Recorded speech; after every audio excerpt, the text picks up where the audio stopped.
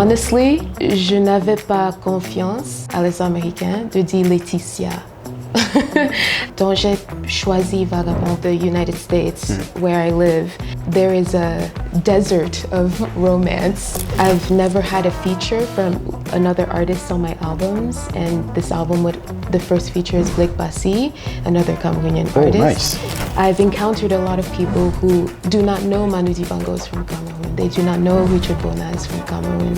They do not know Francis Bébé is from Cameroon. Every time I get to speak to the New York Times or the New Yorker or anybody on TV, I say that I am Cameroonian.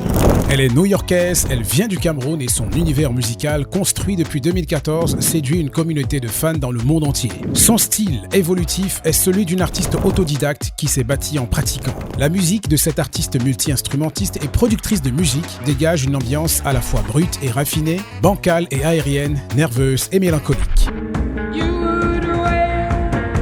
Son premier album, Infinite Worlds, sorti en 2017, brillait par la sensibilité naïve d'une artiste audacieuse, pleine de soul, avec un indie rock de chambre captivant. Le deuxième opus, très personnel, Vagabon, sorti en 2019, prononce un virage artistique majeur, brisant le catalogue indie rock pour oser des sonorités synthétiques, plus pop, plus électro, plus R&B.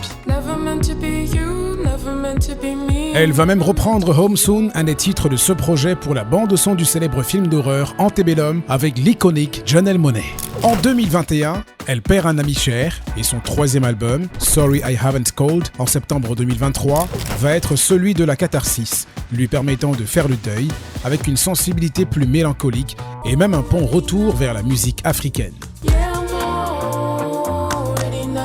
L'artiste semble enfin avoir trouvé son identité. Son acclamation par la critique dès son premier album lui a ouvert les portes des tournées sur de grandes scènes de festivals et de salles prisées aux États-Unis, au Canada, en France, au Royaume-Uni, en Allemagne, au Portugal, au Danemark et un peu partout en Europe, et les colonnes des plus grands médias. France Inter la célèbre comme l'artiste à la voix envoûtante, parfaite pour prendre le large. Radio Nova raconte que sa musique invite à une apnée onirique. The Guardian la pointait comme une artiste à suivre absolument. Le média NPR dit qu'elle a essayé tour à tour la chanteuse folk, la rocker indie de chambre et la pop star. D'ailleurs, elle a fait une session de la mythique série Tiny Desk Concert.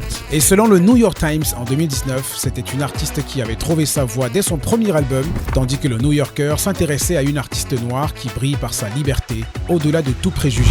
Laetitia Tamko, a.k.a. Vagabon, après une résidence de création en Italie pour son quatrième album, dont la sortie est prévue pour 2026, était de passage au Cameroun, le pays où elle n'est pas revenue depuis 15 ans. Et pendant un moment d'échange professionnel avec des musiciens au Laboratoire Musical de Bastos à Yaoundé, elle a accepté de se poser avec nous pour une conversation exclusive sur le voyage artistique d'une créative profondément fière de ses origines camerounaises. Est-ce que tu avais imaginé le balafon dans ta musique? Oui, bien sûr. Ah ouais? Oui, mais je ne connais personne qui Non, peut jouer. voilà, c'est le meilleur.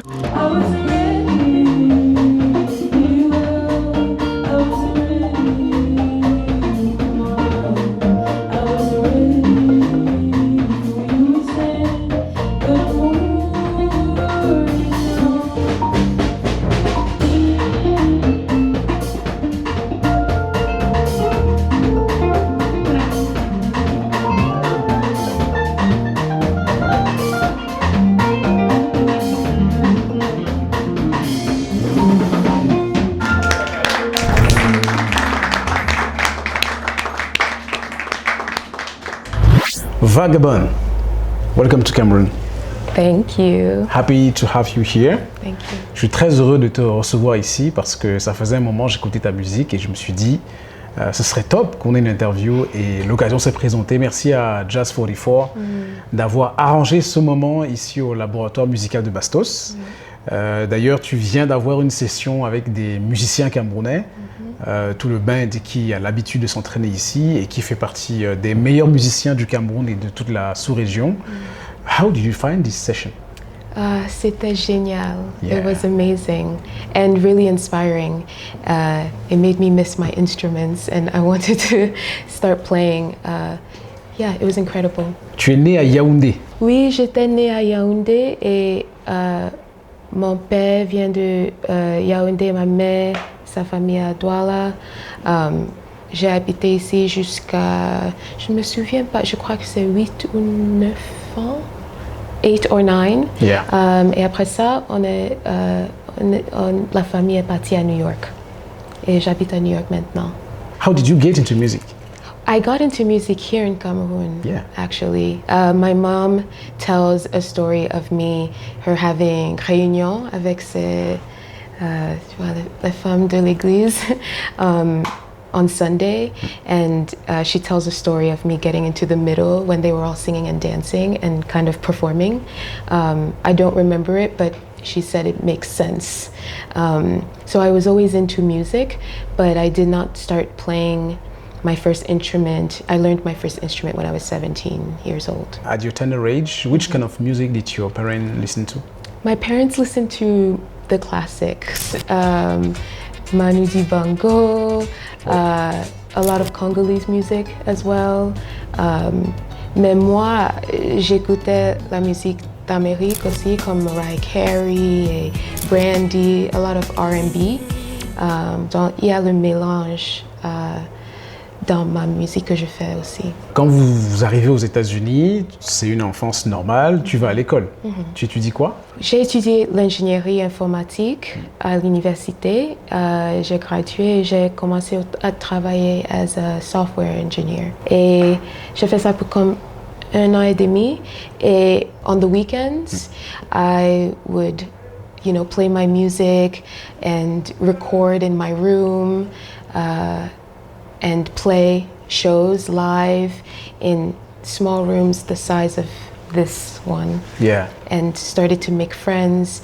Pendant la semaine, je travaillais et au week-end, je faisais la musique. Until the day that the thing changed. Ouais. Mon premier album, ça s'appelle Infinite Worlds. J'ai mis ça sur une application qu'on appelle Bandcamp et ça a vraiment marché. Il y a une publication aux États-Unis qui s'appelle Pitchfork. It's very esteemed and ils ont donné ça Best New Music. Oh. Et c'est ça que ça a commencé, les appels de label et tournage, en tournée en Europe, aux États-Unis. Et when it became busy like that, the music was sustaining me as much as l'ingénierie. And I told myself, well, you only have, the chances to do this are very small. I felt really grateful. So I said, I'll give this a full try, my full time. And so I did it full time. You chose music forever. I chose music. In this first album, Infinite World, I think that you are searching your identity. Yes. Because on peut retrouver à la fois du son soul, mais aussi un peu du son rock. Il y a de la guitare rock à l'intérieur. Et donc, est-ce que tu peux nous raconter un peu ce premier album? Oui, quand je faisais mon premier album, je jouais seulement la guitare. Et j'écoutais beaucoup de musique quand je jouais. When you're playing in small rooms, you turn the volume up because no one, the faculties are not high definition, the sound system is not high definition, so you play louder and louder and louder. So it influenced the album to be more rock inspired. I was also younger. Quand tu es très jeune aussi, tu as beaucoup de feelings. So it was very honest. From a young person, and j'ai écrit beaucoup de chansons about le risque que je prenais pour faire la musique et qu'est-ce que la famille va penser, est-ce que je laisse le travail pour 1 an ou je reste comme ça. Donc les paroles de ce album-là, ça explore those feelings. My career is where it is because of the small room. When you are in an intimate space, people feel invested in your career long term. And I've been doing this for 8 years now, professionnellement. And something I discovered is the fans who stay, a lot of them saw me when I played to 5 people. And then 5 people became 10 people. and then 25 people. And they feel they're a part of the story as well. They're seeing it grow just like I'm seeing it grow. And I think that's the fan base that remains. They're the fan base that will stay. And I want to be the type of artist that influences the listener's taste, and they don't influence necessarily what I decide to make as the artist. And so when you build gradually like that and you get to know people, il peut te parler après les shows, il peut te demander les questions, ça forme un bond que ils vont garder avec et ils vont te supporter. And it's also a message to the promoters, to the industry, that this is an important music act. Maybe you should follow her. Exactly. Dans ton deuxième album, j'ai eu le sentiment, d'ailleurs l'album s'appelle Vagabon, et I felt that it was more personal. C'était plus mélancolique, c'était plus doux, et I would like you to explain this second album. On the second album, I was coping with the success of the first one. Yeah. I was not prepared for that to be successful. There is an expression in English called the sophomore slump. When your first album does well, they say that the artists get a bit tense, and the second album becomes a bit confused. So I think I took a lot of time to make that one. I was not sad, I wasn't melancholy, but I was finding my voice, and I think there's a way that I sing that maybe makes people feel something strong. And I like to explore themes in my music that everyone can relate to, even if it's not the most happy. Your music was critically acclaimed from your first album, and you went on tour in several countries. How did you feel that? I was really happy. I was happy, honestly, I was happy that I could live my passion and leave my job. I was not scared, it was just new. And the reason I was not scared is because I spent many years doing it by myself. So I spent many years playing on the stage alone, playing with other musicians, recording myself in my room, recording with other people, organizing my own tours, driving my own self on the tours. So by the time my first album came out, I could understand what each part of the team is meant to do because I did each part of the team. So it allowed me to get the right people on board, and then I just had fun. And how did your African parent in the USA react when you decided to leave your work to follow music? At first I didn't tell them, but I remember my parents came to see one of my shows in New York, and they were so surprised by how many people were there. It was a show of maybe 1,500 people, and I think for them it's anything you do it very well and succeed. So once they saw that I do it very well and I succeed, I think they're proud, and I think in a way they are proud that I was brave. Excellence, whatever you do. Exactly. And your third album, I think that's album where you found your sound, your identity. And there is a song, a very, very nice song I like very much, Carpenter, where you explain this moment you find what you have been searching for so long. Yes, Carpenter is the first song that I explicitly also wanted to bring influences of music from where I'm from, in the drums, in the bass. When I'm composing music, I really care about rhythm. It's really important to me. So the lyrics, les paroles de Carpenter, ça explore finding through doing, finding my voice as a musician. And I think a lot of people who are fans of my music, they are along the path with me. And that song, one of the lyrics is, "I'm ready now." It's also about admitting that we don't know everything, And when we know, we can say, I didn't know it then and I know now. And it's important to find this thing when you are a self-taught artist. Yes. Toujours dans cet album, tu chantes en français, dans cet album-là.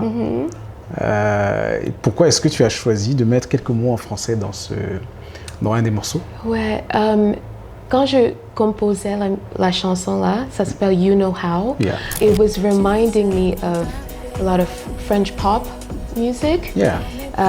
Que j'aimais et je me dis, ok, mon français ce n'est pas assez fort que mon anglais, mais c'est aussi un gesture pour continuer à me mettre dans la musique et si la personne qui écoute, s'il me voit, bien, s'il ne voit pas, il peut sûrement enjoy the music. Tu vois, c'est le petit, j'aime laisser le petit, on appelle ça Easter eggs dans la musique, oui. In this album, you also talk about love. Dans un titre comme Lexicon, tu abordes un peu la complexité des relations amoureuses, comment est-ce qu'il peut y avoir de la tension entre le cœur et la raison. Qu'est-ce que tu penses de l'amour des relations amoureuses en 2025 comparativement par exemple à l'histoire de tes parents? Est-ce que tu penses que la jeunesse d'aujourd'hui a la capacité de vivre l'amour comme ça se faisait il y a 25-30 ans? Wow, that's a great question. I've been talking about this a lot with people in my life, my friends, family. I think, unfortunately, and I can only speak to the United States where I live, there is a desert of romance, of true romance, of yearning, like the like passion. I think maybe because of everything that's going on in the world and the climate in which young people are coming up, we are maybe hesitant or afraid to take as many risks in love. I think we need to bring romance back. Yeah. And when you were traveling around the world, how do you introduce yourself? Are you an American or an American from Cameroon or simply Cameroonian? Wow, good question. Well, when I was first starting to do press, media, TV, magazine, je dis toujours que je suis camerounaise, camerounais américain. Mais en Amérique, être camerounaise est quelque chose qui est spécial. Je veux dire, I want to tell people, because I also think there isn't as much representation of Cameroonian artists in the US, especially at a certain level. So every time I get to speak to the New York Times or the New Yorker or anybody on TV, I say that I am Cameroonian. When we dance all night, when we dance all night. My first pick is Manu Dibango, Afrovision. I chose this because it's one of my favorite albums. I mean, the cover has been really inspirational for me in a lot of my covers. Also, Manu Dibango is from Cameroon, which is where I'm from, and he's one of the biggest artists to come out of my country. It's very important to me, especially because maybe my music, people may not know that I'm Cameroonian. It's very important to me that every time I speak, I mention it. And as I'm working on my fourth album, I want to continue to give more of that. How is the importance of an artist like Manu Dibango in the American culture? Yeah. Or more largely, the importance of Cameroonian music, people like Manu Dibango or Richard Bona? With great respect. I think because the US is mostly English speaking, I've encountered a lot of people who do not know Manu Dibango is from Cameroon. They do not know Richard Bona is from Cameroon. They do not know Francis Bébé is from Cameroon. That you can find Cameroonian artists across genres. You know, Francis Bébé was working with synthesizers and modular electronics. So I think the respect is there. I think some people may not know that's a Cameroonian artist, which is why I find it really important to say it.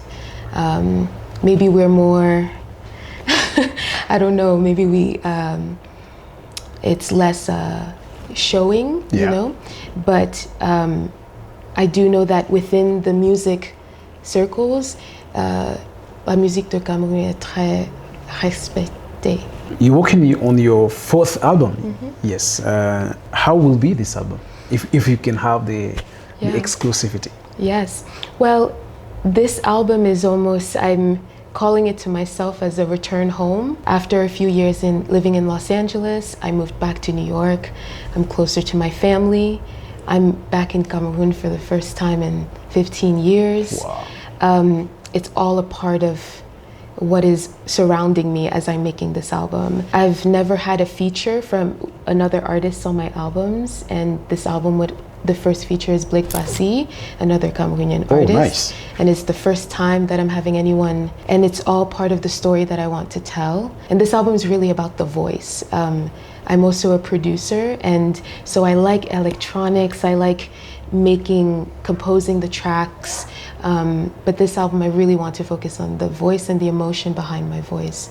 The voice that I was scared of before, I want to be proud of it now. I would like you to explain us, why did you choose as name Vagabon? Honestly, la première raison, c'est parce que je n'avais pas confiance à les Américains de dire Laetitia.